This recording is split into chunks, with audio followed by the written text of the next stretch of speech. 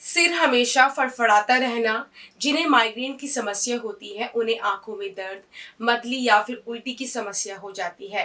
Light आवाज से भी समस्या होना, दिन भर बेवजह उबासी आना, नींद अच्छे से ना आना, तो ये सब कफ हेडेक्स के सिम्टम्स हो सकते हैं।